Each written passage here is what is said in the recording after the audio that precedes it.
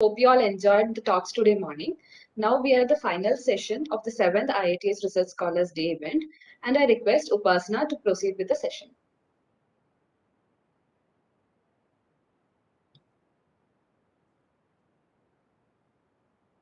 Upasana? Hi, good afternoon, everyone. Thank you, Akira, for the introduction. I'll take it from here. Good afternoon, everyone. Our first talk of this session is by Mr. Srinath Ravichandran. Mr. Ravichandran is the co-founder of Agnikul, which is an Indian aerospace manufacturing startup based in National Center for Combustion R&D of IIT Madras, Chennai. The company was founded by Srinath Ravichandran and Moin SPM within IIT Madras, aiming to develop and launch its first rocket in 2021 and subsequently develop ability to provide launch service for satellites weighing up to 500 kg. And the good news is that I believe the company is expecting to launch its own small lift launch vehicle named Agniban, which is capable of placing 100 kg payload into a 700-kilometer orbit. This launch is expected.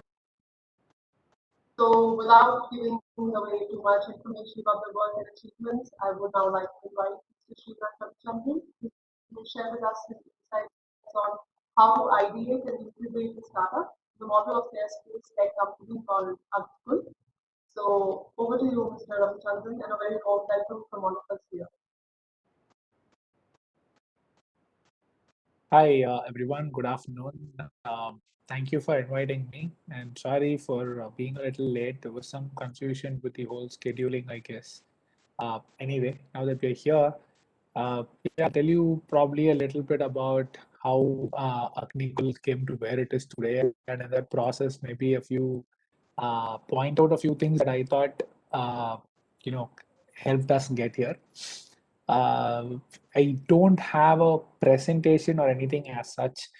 Usually I do have for something like this, but we are in this middle of a lot of emergency situations from COVID, one after the other in the team getting affected and so on. So I was sort of putting off a bunch of fires, so I wouldn't really get a chance to do a PDF. However, the good thing is I have been doing some versions of these once in a while, so I have some old slides. I'll pick and choose from that and talk to you about it. So forgive me for not having like a coherent PDF or something like that.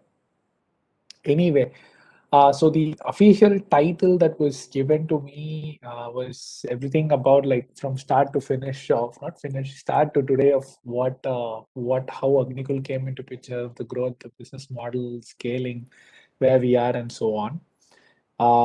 So I'll definitely talk about that. And if there is any way in which the participants can probably ask questions on chat or directly on a call or something, happy to keep it a little more interactive. I mean, it's a Sunday afternoon, so by the time I finish, I don't want to put half of this crowd to sleep and the remaining half to start browsing something else. So it'll be good to keep it interactive and actually happy to address any questions you might specifically have as I continue, narrating what has been going on with Agnikul. So, so a question to the moderators. So, is that possible, Upasana? Like, can people actually put out questions on chat and stuff? Is that possible? Yes, yes. So in case the questions pop up in the chat, I will probably read them out to you, and participants are welcome actually to even ask the questions on their own. Actually, what we had planned before was first after your presentation, we'll open the platform for a 10 minutes of Upasana, your voice is not being very clear actually. Yeah, even for me, I was not able to pick up Yeah. everything that Upasana said. Yeah. Oh, sorry. Is it any better now that I've been the mic close to me? Slightly better, but, yes. Yeah. Oh. Yeah, not very clear still, but okay. But what was it, Upasana? You're saying people can ask questions on chat and stuff, right? Yes, yes. They can ask the questions in the chat, and also, if you would like, the last 10 minutes we can open it for question answer round specifically. So, if you're comfortable, we can have the questions coming in between as well. Yeah, I prefer it that way because putting it towards the end, there is sometimes a challenge with connecting with people and directly answering their questions. So feel free to interrupt me. Happy to answer that. So anyway, hi, my name is Srinath. I'm one of the co-founders of this company called Agnikul, where we're building, rockets, small rockets that take small satellites to space. With Agnikul's story, of course, I think a little bit of my story would give you more context on how, Agnikul itself came into picture. So I don't know, but like I was just, I mean, as a child, I was a big aerospace fan, a big space enthusiast, physics enthusiast. I think it was because a lot of my people in my family were doing something or the other in physics. So my mom was a physics teacher, for example, and her dad was also into physics and so on. So I guess I got it from that. But then when it was time to actually take a college degree, everyone around me told me that, I won't get any job if I do anything in aerospace. Probably it is better off doing something in computer science or electronics. And I mean, my next favorite thing was meddling with electronics hardware. So I took it. I mean, it was not like a big sacrifice or something, but that is just how it went at that time. And then I finished my electrical engineering, and then I wanted to do only a core job, as they say. So reasonable job to come in. Joined an electrical motor drive designer. Did that for a couple of years, but then was at least the way at that time ABB worked was a lot of the design, core design used to happen in Finland and in other, European countries. And we were doing more of the final installation in India, which was a little not challenging enough for me, let me say, right?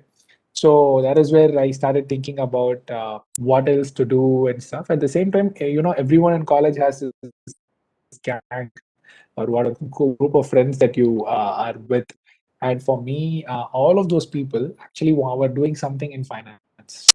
So I was just intrigued with finance, and I had no knowledge of it as a profession.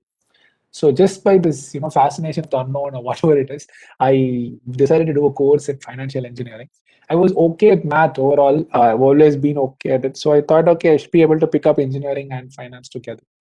So got an admit in New York, Columbia University, went there. So I was really good, except that it was 2008 when I went there. And for those of you who know about this, 2008 was a really bad year for finance as a whole across the world, actually. So, and I remember that every day there was one less company to apply to for a job. So that is my image of New York. When I went there, it was very different. I had gone there seeing all the Hollywood movies and how they had shown New York, right? But my picture of it was very different when I first came in there. But it taught me a lot about how people associate value to assets. What is the meaning of risk management in its most dire sense, right? How do people manage risk? So it was a very insightful experience, I would say, to get in like right in the middle of one of the worst financial crises in the world as a beginner into finance. So I did that for 7 years after that, right? I was doing trading in Wall Street and all that stuff. But maybe 2 or 3 years down the line, I quickly realized that my heart was in engineering. I'm an engineer at heart, and I just had to do that. But by then, I was also starting to get a little insecure about my choices. Is it always like grass on the other side is greener? And, is this really what I should do? All the existential questions that people probably might get when they're 20s. But I didn't know what exactly I should be doing. But then I started doing a lot of these free courses and stuff in aerospace because I really wanted to know if I have that. Is it just like, a fascination for the unknown? But then I started doing well and I was able to grasp those things. So I finally decided I should quit my job. Enough is enough with finance, and went to do a master's program in aerospace engineering. I also at that time was when SpaceX was really peaking with all of its attempts at reusability. This was like 2014 and stuff, right? So there's a lot of this vibe, and I just literally wanted to be around that community. So moved to Los Angeles from New York and just network like crazy. And like, it was interesting for me. I got a job in a finance place again in LA, Los Angeles, which was following New York hours, right? And so 3 hours ahead. So my day used to start at 6 and end at 3 basically. And so the remaining evening part, instead of being at work, I was able to go and do crazy amount of networking. I visited almost every meaningful university in the neighborhood I was in and talked to all the people there, tried to meet more people on SpaceX. That is how I kind of let that whole community vibe come into me. And that is when I also realized there was a small problem that I mean, now it looks very obvious, but at that time it was more like interesting kind of a thing, wherein I was going to all these universities and everyone had like satellites that were like this big. You can easily lift it with your hand. You could keep it in a box. I have seen people have it in strollers and come from Europe to LA or for a conference or something. There is so many of these across every university that I went to, but they were not in space. They were in a lab on the ground, which is when I was like, I used to naively ask this question, when are you launching? And then there was always this lamenting session that I used to get into from the, people I was asking this question to. SpaceX was not accepting these, other big vehicles. They were not able to find slots. It was simply like hard thing for small satellites to go to space, which is when I used to naively think, why not just build a really small rocket for a really small satellite and really quickly address the problem? So that I think really planted the seed of what Agnikul would be. Uh, but this was way back in 2015, right? And then at the same time, I was also starting to realize one thing in all my networking and stuff. There was this super tremendous respect for ISRO. Like if you go and say ISRO, people in the US actually sit up and listen to you. And I'm not even from ISRO. I'm not a rocket scientist. I still am not. I was definitely not then. And but it was very interesting for me that there was so much credibility for the India as a country in space tech, right? So I thought, why not do this in India? And of course, the fact that I was an Indian citizen on an H-1B visa did not make it any easier in terms of doing anything in aerospace, particularly if it was linked to like dual use technology, right? Where it became closer to missiles. So, uh, but I had a confusing career, so to speak. That's the feedback I got from a lot of people I cold called at that time, trying to understand what it means to do aerospace stuff in India. We emailed about 80, 90 professors across IITs who I thought I could work with in some sense to get a feel for what it means in India, because that's how I got my knowledge in Los Angeles.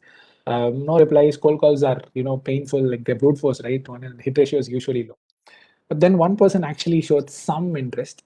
And this was a person I randomly saw on Twitter or something like that. And then that person connected me to someone else. And like some 4 degrees of connection away, there was a prof, and he seemed to be interested in giving me a couple of video calls. So that's how we started. In the meantime, my other co-founder, Moin, he also has a pretty circuitous career path, I would say. He did a master's in aerospace management after a bachelor's in aero engineering. And he then had to run his family business because his dad was not well and he was doing something in cosmetics manufacturing, right? And so he knew what it means to put up a plant, talk to government people here and get clearances and stuff. And he was sort of fed up with that whole thing, and he was also wanting to come back to aerospace, which is when I was telling him about my own story about New York, LA, Chennai. So he said, okay, I'll also give it a shot. And once Prof was also on board, his name, the professor's name is Satya Chakravarti. He's from IIT Madras. He just decided that this is the time we should just go and form a company and figure out what exactly this whole thing is. So that's sort of how Agnikul really started. Uh, if you just have to give, now it is this is basically the story. But if you have to, if I had to put a couple of points out there about what stand out in the story for me at least is the fact that one, I think there is, and probably I don't know how many people believe with me, would agree with me or believe in this, but there is a meaningful role for there is a meaningful role for luck to play in this story, right? And I think that's probably true with most entrepreneurs. If you're doing something as an entrepreneur, it is not. You need that last 1% left from something that, like, why did that 81st person who I cold call reply, right? That part of it is what I'm saying. So it is good to be cognizant of moments in your life where things are working for you, and actually go double up on taking risk or double up on taking chances. I've kept that as a rule guiding me, because sometimes I just see that things are working. It's almost like the effort is the same, right? And sometimes you get more outcome for the same effort. So the ratio of output to effort suddenly peaks for no reason. And there are these phases in life where it goes down and it goes up. So I feel like if you're cognizant of those, uh, just go all in at that point. That is something I've learned. It has helped me so far, and so I just thought I would share that. The other thing I realized is, I mean, this is again, I don't know how counterintuitive this would be, but if there is always this, how do I say?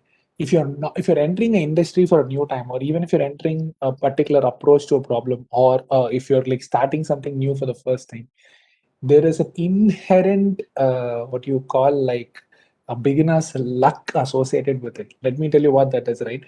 It is the fact that you don't know enough. And I think that is, I think, the most important thing that will keep you going. And that is very important because if you know everything about what you're getting into, you will very likely not get into it because it just seems daunting to start with. Doing anything meaningful, right? Doing anything big and meaningful actually is daunting. But the less you know about it when you start is really good. So I think that is sort of like, I would call it beginner's luck in some sense, because it inherently, there is a bias towards getting ahead and getting through stuff when you don't know it. So tap into that. It's okay to not be super thoroughly researched. And I don't think many people will tell you, but I think that that is something that has helped me as well. Driven by driven by the by lack of complete knowledge in what you're getting into. So anyway, that's how Agnikul started. And then after that, I moved back to India also by then. In this process, I also got married somewhere in between exactly the same time. In fact, my wife still says that I started two startups at the same time. One is my marriage and one is Agnikul. Anyway, so we started in the first 1 or 2 years was really interesting because we immediately got contacts with retired ISRO scientists, right? And there's so many of them here and so willing to share knowledge, so willing to see their the light of knowledge get passed on, like that kind of a feeling, right? But then it's always intimidating to go and talk to these people. At least for me, it used to be mainly because I was like, what have I done in comparison to them, and will they judge me and stuff? But I mean, they've been one of the most humble and most simple people that I've come across in my life so far. So we started, found somehow or the other people who were willing to believe in space. Uh, but most of the people I found, to be honest, were people who are waiting to build resumes, right? So the first problem that we had to tackle, we had some money, okay, me and my other co-founder, but it was not enough money to hire good people full time. So the questions are coming good. So I'll address this once I finish this section. Uh, so uh, so retaining people or building a firm foundation without being able to pay people enough was a challenge, because when you get interns, and I mean nothing wrong or right about that. I used to be the same when I was in college, right? You're trying to build your resume. Now, when you have that as your goal, projects don't matter to you. You're trying to be there and get stuff done till the point where you have a checkbox that so the intern gets right. So we struggled with scaling, and then we realized that unless you actually get full-time people to build out something for you, it's very hard to actually go to the next level. So then came the painful process of not having enough money and still paying people full-time. And that's how it started. In the meantime, fundraising came into picture. So I'll talk about that in a second, but let me just read this question from Siva. So, sir, I always ask this of startups, how you manage the initial investment for your firm, and also how the investment. Yeah, so for me, the initial investment was very simple. I worked for 8-9 years before coming here, and I saved up whatever I could from that. So I had that money that I could tap into. Same exact thing with my other co-founder, Moin, as well. He had also worked before and he had run his family business. So we had our money. We didn't have to go ask directly, like for the first cut amount of things to be done. We didn't have to ask people. So that helped us. But I think there are so many other avenues these days of some grant, like most good university incubators give you like a 5-10 lakh grant if you have a good case. Free tools are available, so you should be able to get through the first few months. But after that, it is you should start thinking of fundraising very quickly, which is what I was going to come to in my narration anyway. One thing I underestimated, completely underestimated, when I was getting into this role and into being a CEO was the amount of effort that I had to put in into fundraising. I sort of always knew it is a hard thing, and I'm not like the greatest salesman. I can sell, I can talk about my passion. Now, is that enough to actually get you money? It's only half. It only matters half, right? The real part is about, okay, will you make return for your investors? So I knew it would be hard for me. It was incredibly hard at the beginning because in India, at least at that time, VCs simply didn't understand space tech.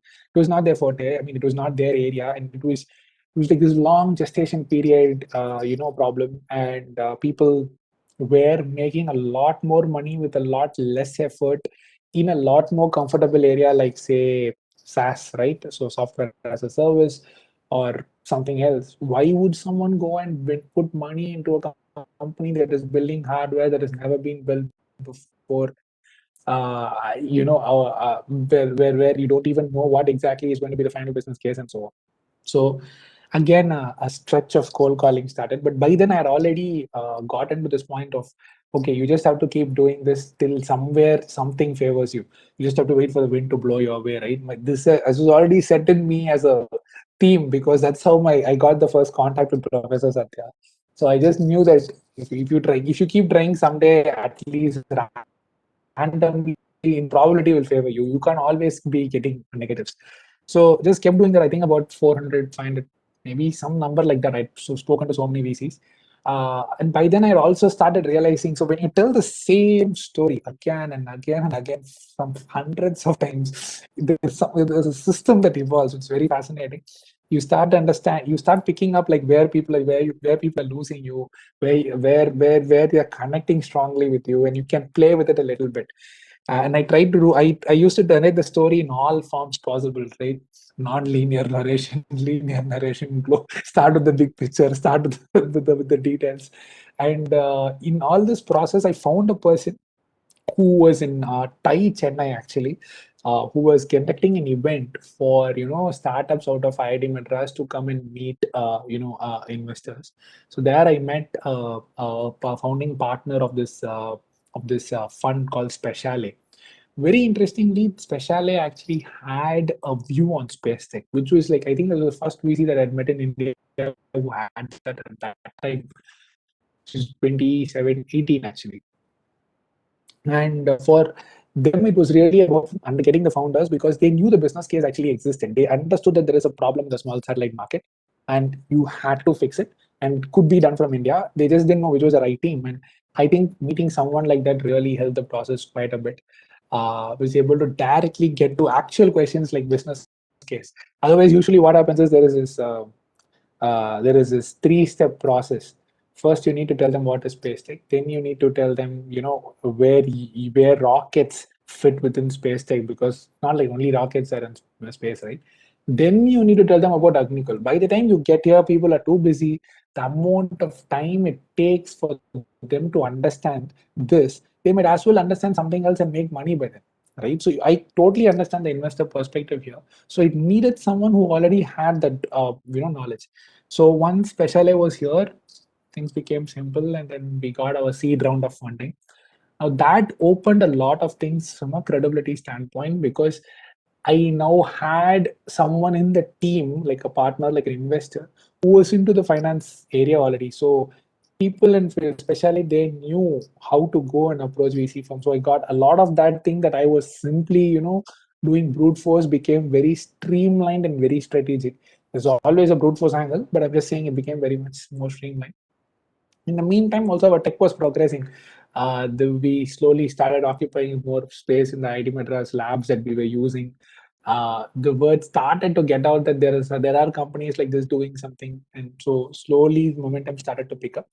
I think after that, I mean, it was very interesting again for me because the moment we closed our first round, I immediately started looking for the second round. Again, this was not a story I'd heard from every other friend of mine who did a startup. There is usually this breathing period of like 1 year, after which you again start doing, and it's a 6-month process to get money. But for me, I think it was like 6 weeks or maybe lesser. I don't remember. Finished the round in March and then started raising in April. I think that's how it worked in 2019 for me. So did that and then found again there was a big struggle again because there was this education process also that was needed. And we had done a lot of prototypes. 3D printing was there. We knew what we were supposed to do, but then we didn't have enough money to actually show them working. So it was still a leap of faith for an investor to come in. So then, but then I met, this founding partner of this really cool deep tech fund called Pi Ventures. And Pi, Manish was his name. Manish actually had a view on, deep tech beyond digital. In the sense, he believed in going beyond writing only code to get deep tech done in India. So in that sense, there was this connect again about building out core hardware. And he was one of the first people to also tell me about this pessimism that people have once you get too deep into a sector, right? So he said that, yeah, I don't understand space tech enough, but that's probably why I'm investing in you, because if I knew the sector well, then probably I would. So anyway, again, things started to happen slowly. It was a very painful process to get that round done, to be honest with you, because there was still a lot of people that we had to convince and so on. But then tech was also building, so it happened. Finished the second round, and it was, I think, Feb 2020, and then you have COVID. So that was the next interesting turn, which we did not expect.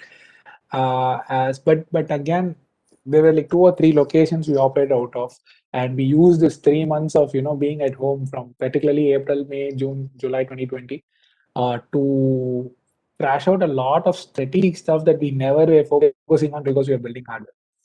So that happened for a while. So it was a little hard again to how can you build hardware from your house, right? I was actually I was at a hospital recently, and then doctor there was asking me how much I work from home, and I told him that I work with hardware, so it's not very easy for me to work from home. And then he joked back saying, "Yeah, it looks like only the hardware people and doctors are another kind of hardware people who are working outside. Others can actually work from home." So it looks like you have to be out, but then okay, then that comes up with the entire set of systems. How do you focus on implementing hardware when people are here? How do you get into version control and keeping track of a large number of systems all developing together, interlinked, but at the same time remote? How do you build startup culture or any culture for that matter when everyone is just seeing each other on video for whatever time of the day? Challenging stuff. Somehow figured all that. That's where we are slowly in the process because of all of the ISRO help. We were able to build hardware, and then this really positive thing happened in space tech in 2020 for all of the country, right? The Indian government announced, in space, the free right to space from Atmanirbhar, I would say, for all of us in the country. So that got a lot of credibility to entire Indian startup ecosystem in space across the world. People, like customers who I used to go and again cold call to start connecting with, suddenly started reaching out to us. I just saw that entire equation turn around 180-degree, right? Which is very interesting. So very thankful to the government for that. But again, I would say it's a complete stroke of it just happened at that time. It could have happened earlier, it could have happened later, but I'm glad it happened at that time. And also in the process, we were able to successfully fire our engine. The team has been working super hard at it. So yeah, that's where we are. I think in our journey, probably late next year, we'll be able to go commercial with our flights, with probably test flights starting later this year or early next year. We'll see how that goes. Again, things are looking so bad outside today. It's scary actually to some not able to see any TV news channel properly now without getting worried. So that's hope that gets better, and then we'll have to see how things work out. But that's basically the story itself. Yeah, I think happy to answer any questions or focus on a few specific topics if there are any questions on that. But that's basically the story of it.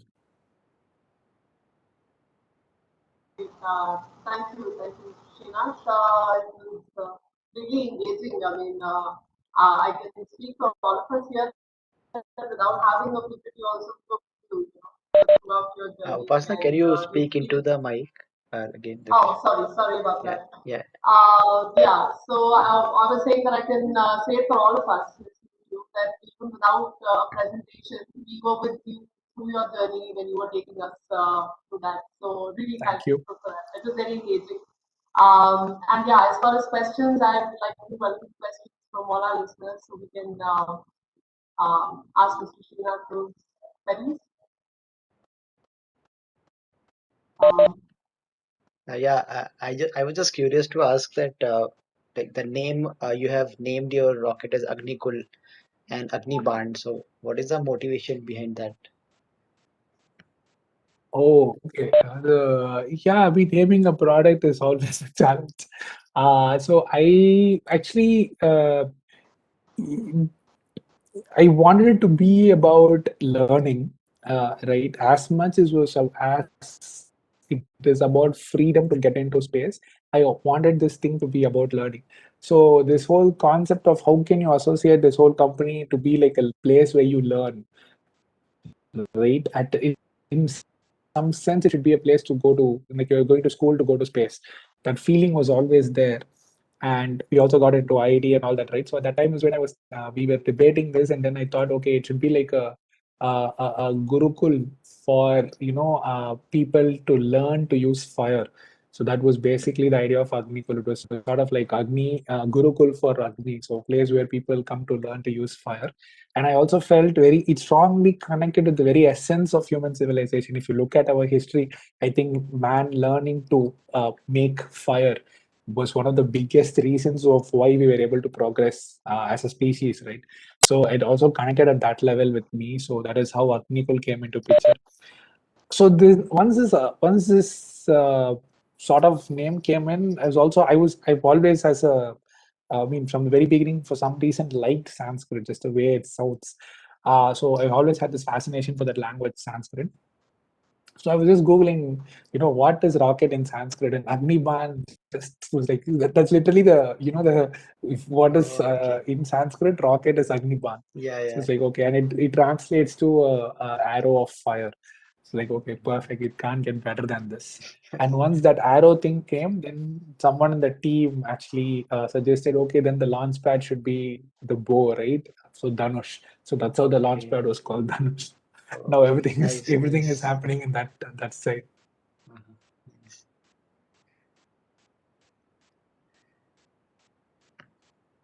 Story is very interesting. Thank you. I wanted to know your take on finding the right co-founder who believes in the idea. Oh, yeah, this is a very difficult question actually. Um, so there is no strategy here, but I think one thing, generally as a founder itself, which will help you, and need not be only about co-founder, is the ability to understand how you connect with a person in a very short period of time. I think you should be very clear in saying it won't work if you think it won't work, because there is no right or wrong answer here. You spend an enormous amount of time with your co-founder. There is an enormous amount of trust required with a co-founder. There is an enormous amount of understanding, because we are all human beings, right? We all make mistakes. There is no thing of like, okay, this person will be perfect, so you will make mistakes. Your co-founder will also make mistakes. How how empathetic are you to that? How willing are you to be able to put up with those kind of mistakes that he or she will do? Because some people tend to do more mistakes in one area versus another area, right? And so you pick the area where mistakes are okay for you, or a person who does mistakes more in the area which is okay for you to tolerate or okay for you to come to terms with. I think that you should be able to gauge quickly from a person. The only way I think it'll really you can easily do that is trying to understand people in 30 minutes. And it's funny, like you should just talk to a lot of people like say you have a team or something like that. Try hiring people for it. It could be a small project that you do, but go through a formal process of hiring, and then you will quickly understand how to instinctively read a person. It can't be taught. I think even now I'm not very good at it, but I've gotten so much better over the last 3 years. You basically form a first opinion in the first 10 minutes, which is wrong. Don't follow that. And then there is one more opinion that comes in the next 20 minutes, which is probably okay to start with. I feel like you will know your co-founder when you meet that person. It's sort of like that actually. But there is a lot of trust, and if you even have the slightest doubt, it's okay. Even if the person is amazing in the tech or amazing in vetting investors or amazing in whatever else that you want for your business, it's fine. You can say no. Be very, very clear about who that person is. For me, as I said, he's a friend of mine. I've known him for a while, and so it went in a slightly different direction. But it need not be that way. I know people who have completely met strangers as co-founders and have figured out how to work with. I'll go to the next question. Thank you for the presentation. See, you said 3D printed engine. Can you elaborate on the 3D printed components? Yeah, so we work out of the center at IIT called National Center for Combustion R&D, NCCRD, which is what actually the prof I mentioned heads. And there they were already doing a lot of jet engine parts with 3D printed components, right? So we already knew that those kind of temperatures and pressures can be dealt with. Of course, rocket engines are actually another 1000 Kelvin more, but you knew that it was possible to manage stuff in 3D printed with components for high temperature.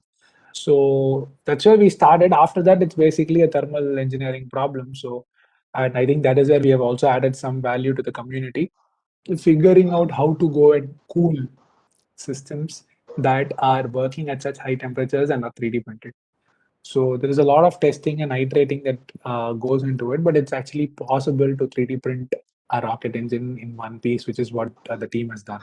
So yeah, I think that's basically how we got our the first belief came from the fact that the center that we're working out of had done stuff for jet engines which are 3D printed. So it can't be that hard. Right? That idea came from there.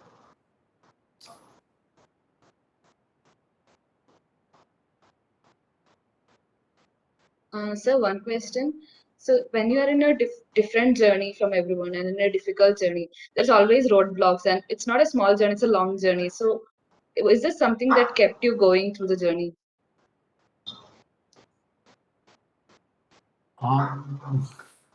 Yeah. So I really think the only thing that keeps you going is passion for what you're doing. For me, it was really about, it didn't matter. Like literally, it was okay to fail at this. Right? I think that is how I got in. And that was because I just started, because when I switched careers, I was 31 and I just gotten married, as I told you. So there's a lot of potential bad judging that can happen. People might, like every one of my friends was already into like this vice president, SVP kind of title in a big corporate, and I was here like trying to figure out what I should do, going out from finance into aero. I also knew having getting married might bring in more family related pressures as well. But the only thing that kept me going really was I had done work for like 10 years, right? So I knew that I'll get a job anyway. Okay, if things don't work for 10 years again, I'll figure out something. I can code, I would have learned something in the 10 years of trying to make a rocket. So in that process, whatever I learn, I'll get a job. That confidence I had in me. Other than that, I knew that at least I won't regret that, if I'd say that I started at 30, so let's say till 40, nothing had happened. It was Agnikul was still basically on paper. At least I won't regret it is what I knew. So that is basically what kept me going, right? And that is because I absolutely really wanted to do something in space tech. That was very clear for me at that time because I'd already gone to electrical engineering, finance, and then back to aero. I knew what it meant to go into a new field. So once that part was clear, the rest was just passion basically. And I think actually for all entrepreneurs or people who want to do anything in entrepreneurship, that is actually the most important criteria because the ratio of bad days to good days, particularly when you start, is very high. Like 100 bad days and one good day, right? So how do you get through that 100 bad days? You just have to basically love what you're doing. So choose that area. I see some friends of mine who took entrepreneurship as a path, but then came out because their initial reason for going into entrepreneurship was a little, how do you say it? It was not about something that they truly cared about.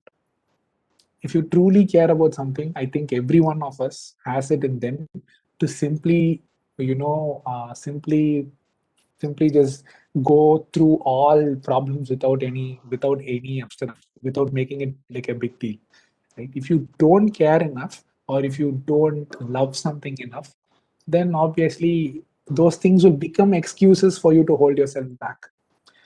So because like loving something really makes it like excuses, there are no excuses then, and so you will just plummet through it anyway. So that is, I think, the biggest thing that people have to learn if they're being an entrepreneur. Choosing what they want to do is at least the area or the product or something should really be coming from the heart. It should have a business model as well, but then let the idea come from.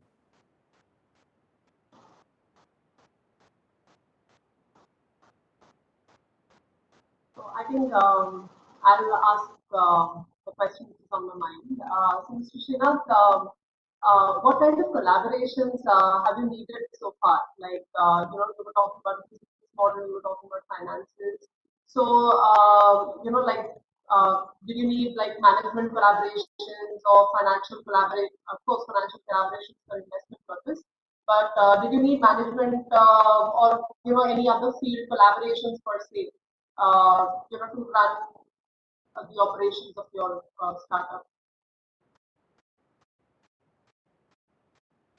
By collaboration, I'm not 100% sure what you mean. Is it like teams or is it like external people you're talking with? Or what do you mean by Yeah, collaboration? so within your startup, like what are the different departments that you needed, like in the very beginning stage, other than investors, of course. Which other collaborators did you need? Like, for example, if I have to do a startup, what are the other departments that I should think of, collaborating with in order to perform the operations? Right. So, good question. So, I think a basic ability to understand how a business works is important if you want to be an entrepreneur.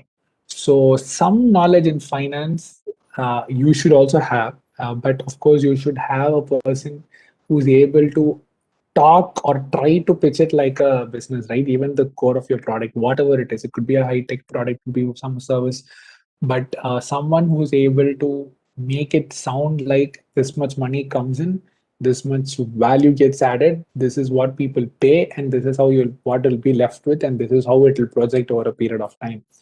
That way of looking at the problem, right, is important, and that's why I think that finance collaboration is extremely important for us, because we were so heavily tech based. We had so many teams within within the engineering part itself.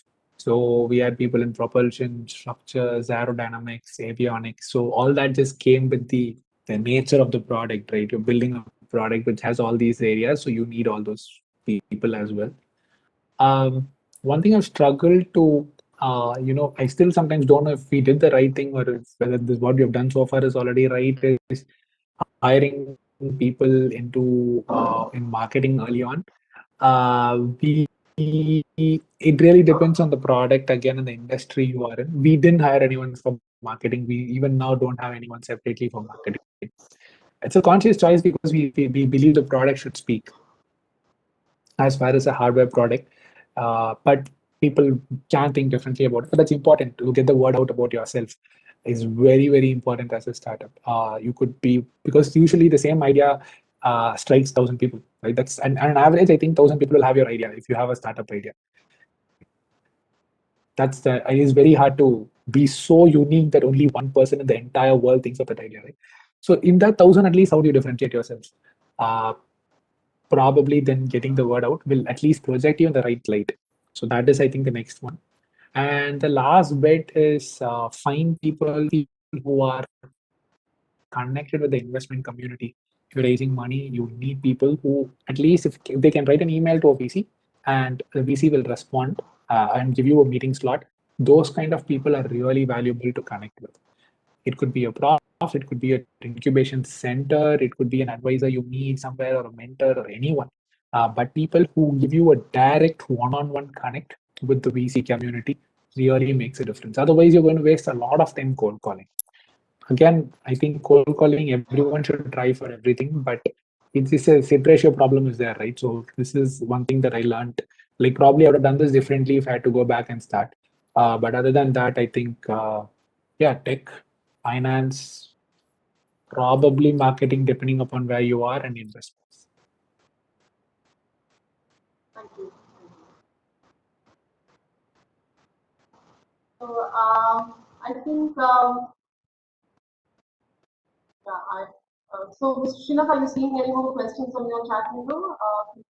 In your participants? I don't think so. No, that's it. So I think we could conclude the session today.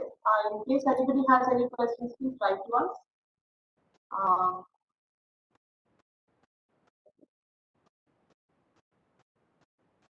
So I'd like to thank you, Mr. Srinath, for sharing this amazing journey of yours with us, and also taking up all our bizarre questions and answering them so diligently and honestly. And I mean, I'm sure so many Sure. of us Yeah. are looking for starting out on our own, and this was a big help towards that. So yeah, and we will definitely be lookout on the launch of Agnibandh, and probably seeing it on our screens will be like, yes, we spoke to you, and we remember how Agnibandh came into being. So we wish your company all the success in the near future, and we'd like to thank you. Thank for you. giving us your time today. Yeah, thank you for joining on the short notice. Thank you. Thank you. Yeah, thanks. Oh, definitely. Thank you so much for inviting me. I always end with this. We are always constantly hiring. One thing that you will learn if you have a startup is money and good people are always constant problems. Right? You're hungry for good people all the time, and you're hungry for money all the time. So anyone interested in Agnikul, just go to the website. There is a career section, and it'll tell you how to apply. I want to end with this note. When I was in college, the best company to get placed in was Google. This was in 2006. And I didn't get into Google, by the way. I didn't have the GPA. I know I had the GPA. Actually, I didn't get through their entrance test. So, and they had this really amazing tagline, right? They said, if you're good at anything, you have a place in Google. And somehow I so strongly resonated with it. It just felt like that's exactly how a company should hire. And it just so happens that now at Atmiquil, there are so many different streams of engineering. There is business, there is operations, there's finance. I cannot think of even one area where we don't need people. So I'm going to sort of shamelessly use the same line and change Google with Agnikul. So sorry for that ripping off. If you're good at anything, I think you will have a place at Agnikul. So if you are interested, please do reach out through whatever is mentioned on the careers page, and we'll definitely take you through the process. Interns, we are not so sure, but full time or intern with the possibility of a full time later, all these things are definitely something we're very, very happy to explore with you. Yeah. So just wanted to end on that. Thank you so much for inviting.